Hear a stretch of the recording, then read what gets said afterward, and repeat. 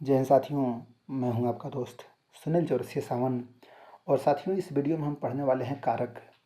यदि आप UGC net की तैयारी करना चाहते हैं, जीआरएफ की तैयारी करना चाहते हैं, नवोदय विद्यालय संगठन केवीएस में टीजीटी पीजीटी पीआरटी की तैयारी करना चाहते हैं, या फिर किसी भी सरकारी नौकरी की तैयारी कर रहे हैं, तो आपके लिए यह भाग 2 बहुत ही इंपॉर्टेंट होने वाला है। क्योंकि आप देखते हैं कि कारक से अक्सर क्वेश्चंस पूछे ही जाते हैं, चाहे आप किसी भी नौकरी की तैयारी कर रहे हो। ठीक है, जो फर्स्ट पेपर होता है उसमें हिंदी व्याकरण से प्रश्न आते हैं।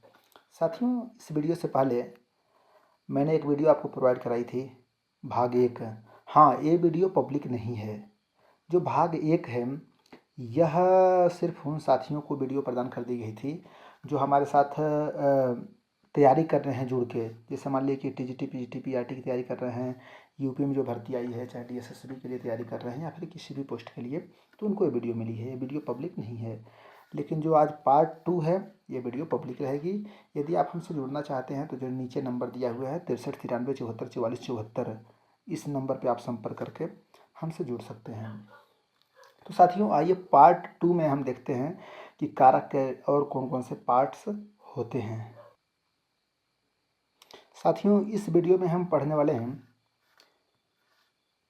करण कारक। करण कारक किसे कहते हैं, इसकी क्या पहचान है, इसके क्या उदाहरण हैं, ये सब कुछ हम समझेंगे।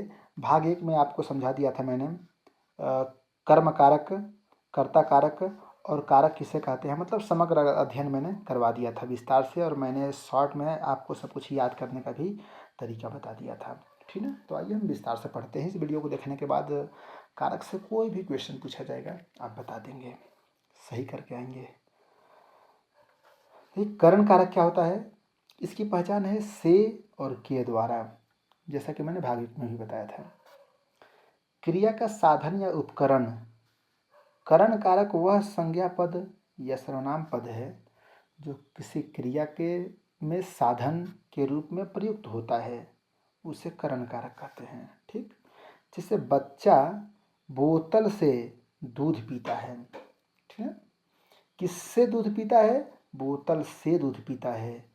बच्चे गेंद से खेल रहे हैं।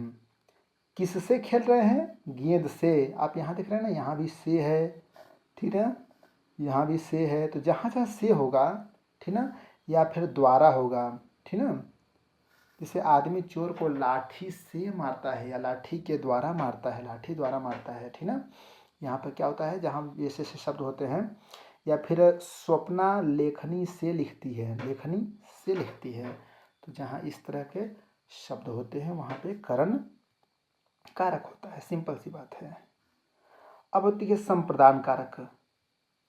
संप्रदान, जैसे मान लीजिए कि किसी को कुछ हम दे रहे हैं, दान दे रहे हैं, ठीक ना, किसी को कुछ देना, तो वहाँ पे इस तरह का जहाँ भाव हो वहाँ पे संप्रदान कारक होता है। ठीक ना, सिंपल भाषा में समझिएगा।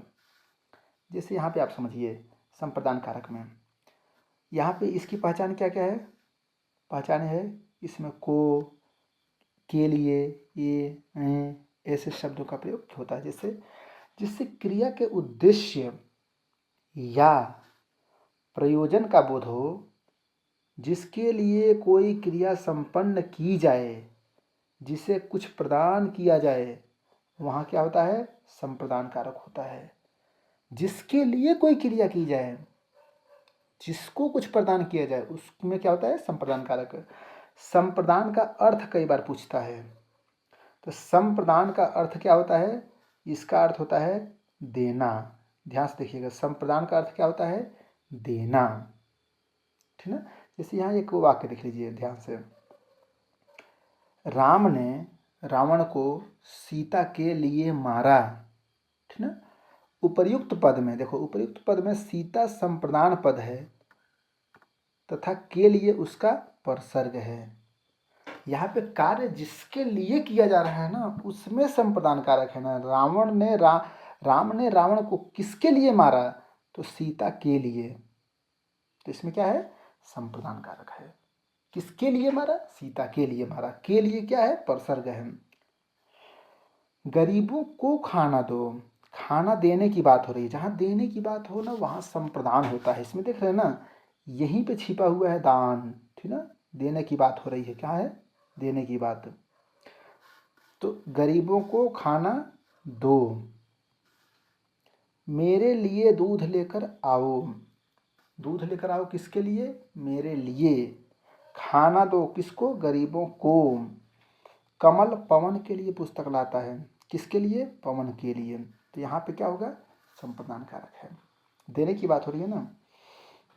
हम पढ़ने के लिए स्कूल जाते हैं, हम स्कूल जाते हैं किस लिए? पढ़ने के लिए। जहाँ के लिए आ गया, को आ गया, इस तरह के शब्द आ गए, वहाँ पर क्या होगा? संप्रदान कारक होता है। ठीक है, एक एक शब्दों पे ध्यान दीजिएगा।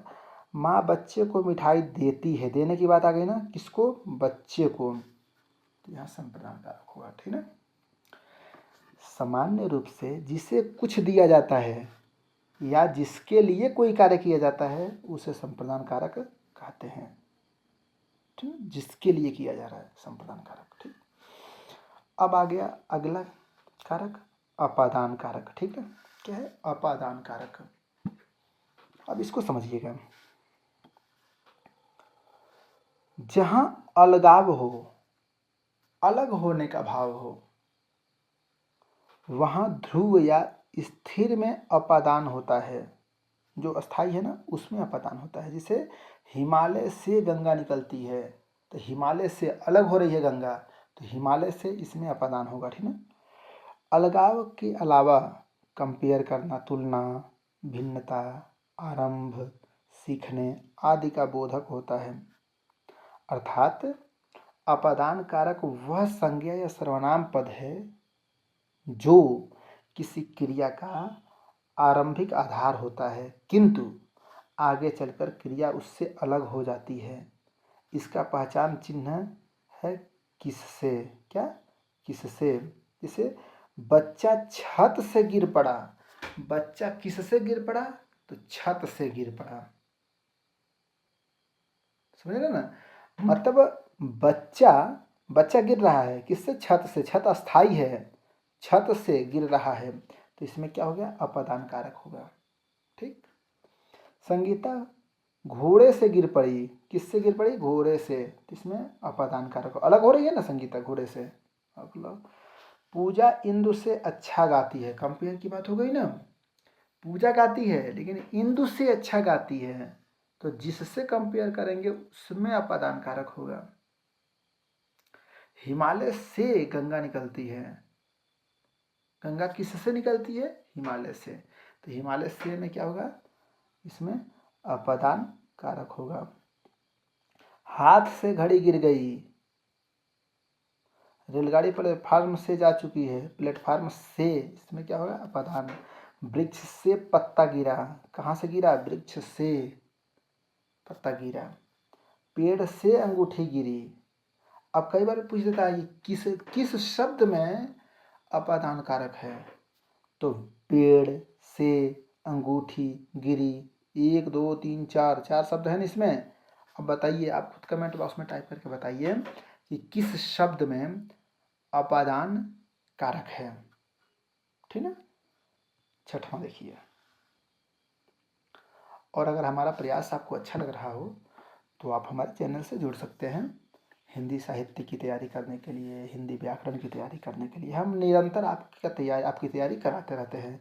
अभी देखिए, इसके पहले KBS में जो भर्ती अभी आई है, ठीक है, इंटरव्यू चल रहा है, तो KBS की जब परीक्षा हो रही थी तो उसकी मैंने तैयारी करवाई थी। ठीक है, और आप कमेंट बॉक्स में जाकर देख सकते हैं, उसमें साथियों को जो मतलब कि लाभ मिला था हमसे, हमारे वीडियो से, तो उन्होंने प्रतिक्रिया भी अच्छी दी थी। उसके बाद से मैंने इंटरव्यू की भी तैयारी करवाई और उससे भी लगभग मतलब कि 600-700 कैंडिडेट्स हमसे जुड़ के तैयारी किए भी थे। ठीक है, तो इस तरह से हमारा लक्ष्य होता है कि आपको आसान भाषा में सब कुछ समझाना, और सरकारी नौकरी अगर प्राप्त करने चाहते हैं आप, तो फिर हम आपके लिए हैं। क्योंकि यदि सरकारी नौकरी प्राप्त करना आपका सपना है तो यह सुनील चौरसिया सावन नामक चैनल खास आपका अपना है।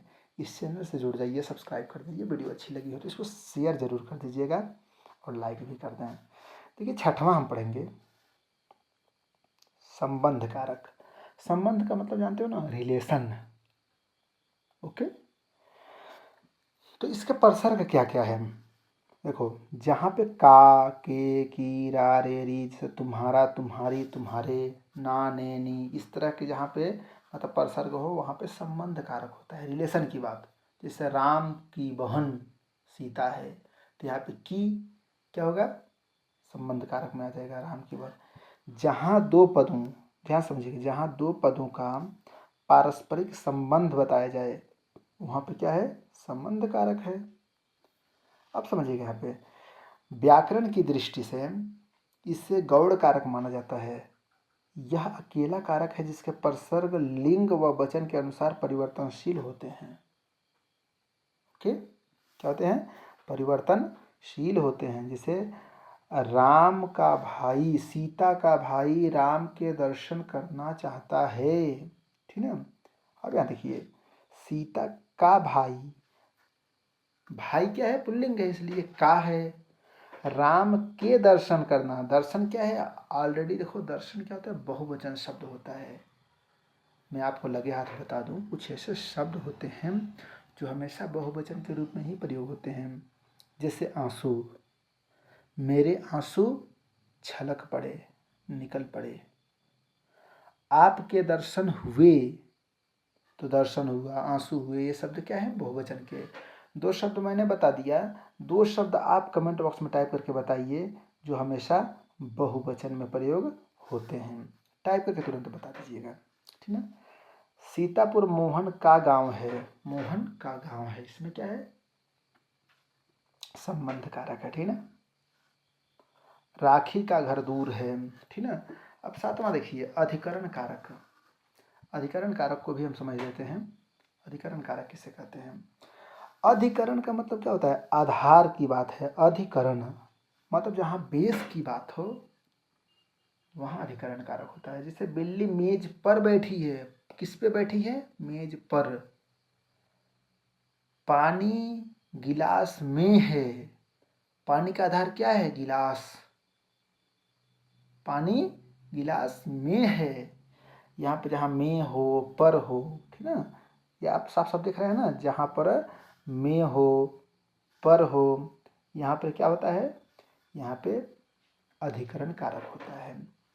जैसे आगे देखिए, जो क्रिया के आधार, क्या, आधार यानी स्थान, समय, अवसर का बोध कराए उसे क्या कहते हैं, अधिकरण कारक होता है, ठीक है।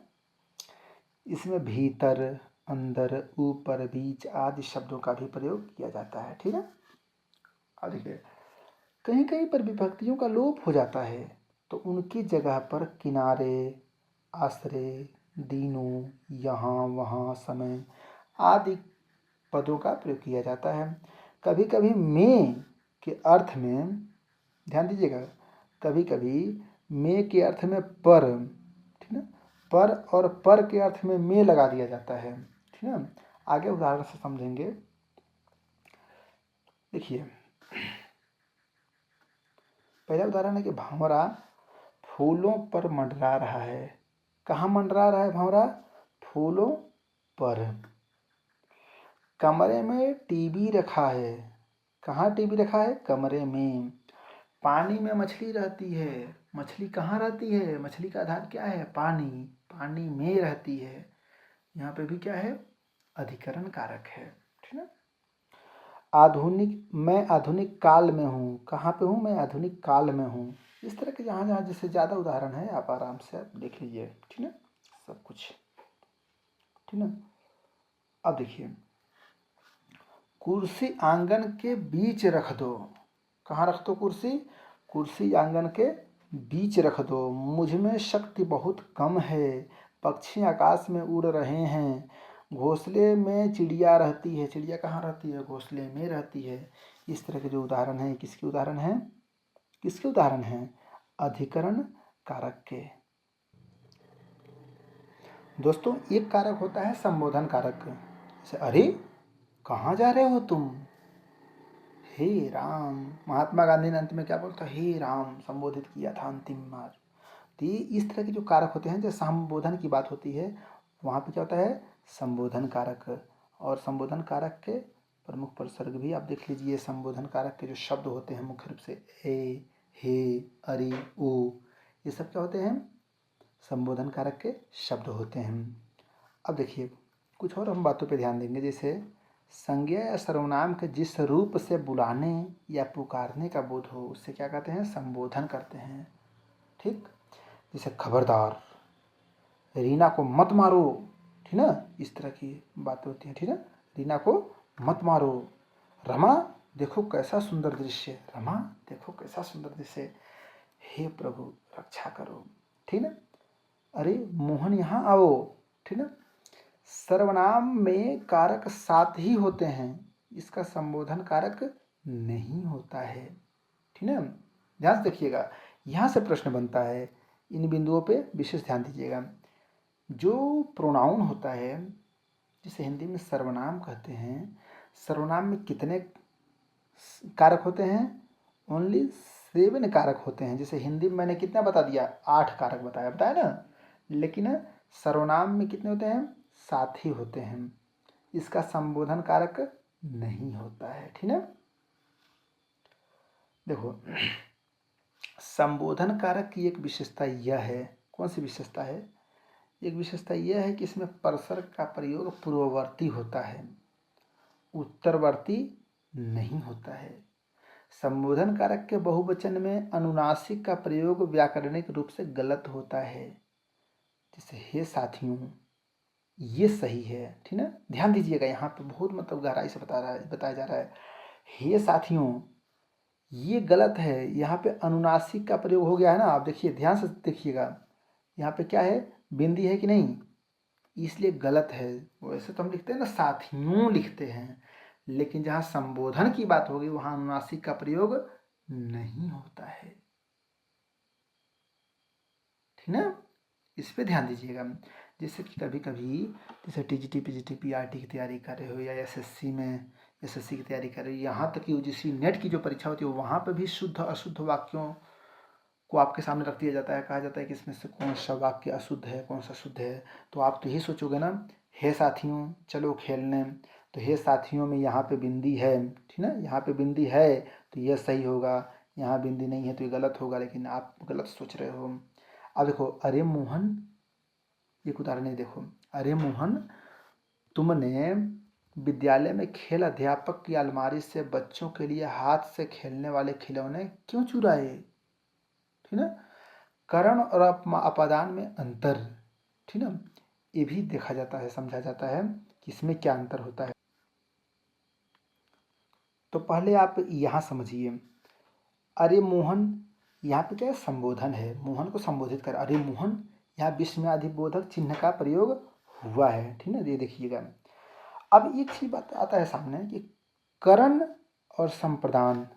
देखिए, कर्ता ने कर्म को करण से, ठीक ना, से का प्रयोग हुआ है ना, करण में भी से का प्रयोग होता है और अपादान में भी से का प्रयोग होता है। देखिए, दोनों में ही से का प्रयोग होता है। ठीक ना, लेकिन इसमें अंतर क्या है, ये क्वेश्चन बनता है। क्या आपको पता है? देखिए, माइंड में क्लियरिटी होनी चाहिए, मैं बड़ी इत्मीनान से बता रहा हूँ और इत्मीनान से समझिएगा। करण में भी से का प्रयोग होता है, अपादान में भी से का प्रयोग होता है, दोनों में अंतर, सिंपल सा अंतर है। ठीक ना, देखिए जैसे मैं कह रहा हूं कि सीता चाकू से सेव को काट रही है, किससे? चाकू से। ठीक ना, सीता काम कर रही है किससे? चाकू से। तो क्रिया के को किया जा रहा है किससे? जहां पे क्रिया किससे किया जा रहा है इसका बोध होता है, वहां पर अगर से का प्रयोग हुआ है तो इस से में क्या है? करण, मतलब कार्य के करने का ये साधन है। क्या है? एक साधन है, क्रिया का क्या है? साधन है। तो जिस साधन से क्रिया करते हैं वहां पे से में क्या होता है? करण। लेकिन मैंने बताया ना कि पेड़ से पत्ता गिरता है, क्या होता है? पेड़ से पत्ता गिरता है, तो पेड़ से पत्ता अलग हो रहा है, तो जहां अलग होने की बात हो वहां पर से में क्या होता है? से अपादान से संबंधित होता है। जैसे पेड़ से, पेड़ क्या है? अस्थाई है, पेड़ से पत्ता गिर रहा है, से पत्ता, पत्ता में नहीं है, पेड़ से, पेड़ अस्थाई, जो अस्थाई होता है उसमें अपादान होता है, ठीक है, क्लियर होना चाहिए बात। कहने का मतलब जहाँ अलग होने का अर्थ में से में अपादान होता है, और जहाँ कार्य के को करने में जिस साधन का प्रयोग होता है उसमें से में करण होता है। ठीक, दूसरी बात को समझिएगा आप। एक बात और समझना है, जैसे कर्म और संप्रदान। ठीक, कर्म और संप्रदान में क्या अंतर है? जैसे कहते हैं ना, कर्ता ने कर्म को, इसमें भी को है, संप्रदान को और संप्रदान में भी को है, दोनों में को है। बात को समझिएगा, ध्यान से समझिएगा, रिलैक्स होकर आराम से। एक उदाहरण से समझिए, जैसे आपको बताया गया है ना कि कर्ता ने कर्म को, ठीक है, ठीक है। तो जैसे मान ली एक ही वाक्य में बता रहा हूँ कि एक मान ली एक उदाहरण दे रहा हूँ कि सुनील ने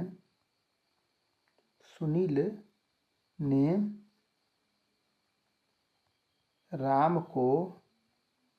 को गाय प्रदान की। क्या की? गाय प्रदान की, ठीक है। अब देखिए, सुनील ने राम को, क्रिया का प्रभाव किस पे पड़ रहा है? राम को। किसको दी? राम को। कर्ता ने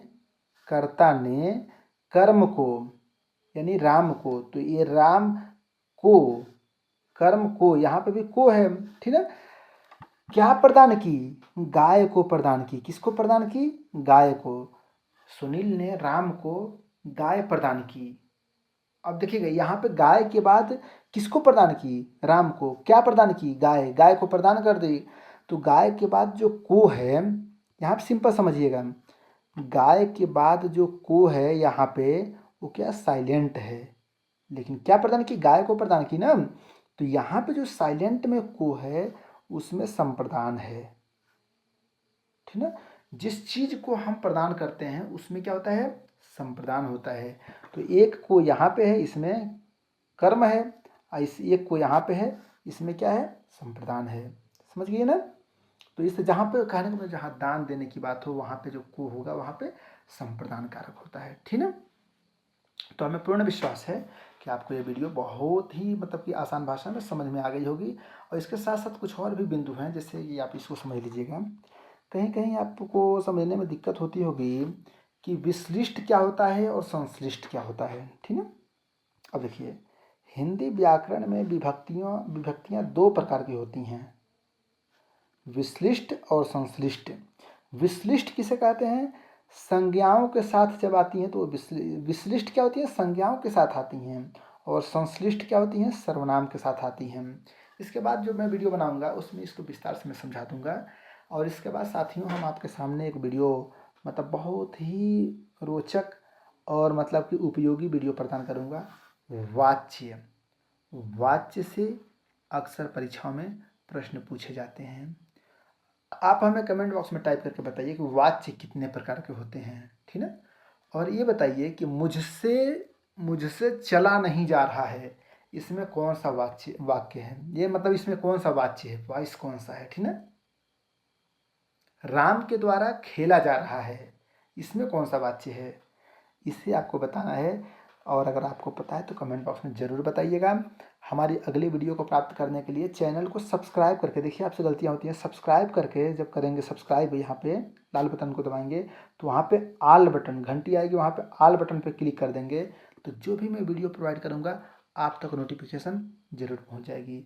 मेरी वीडियो अगर आपको अच्छी लगी हो तो इसको शेयर जरूर कीजिएगा, लाइक कर दीजिएगा, हमसे जुड़े रहिएगा। तब तक के लिए बहुत बहुत धन्यवाद।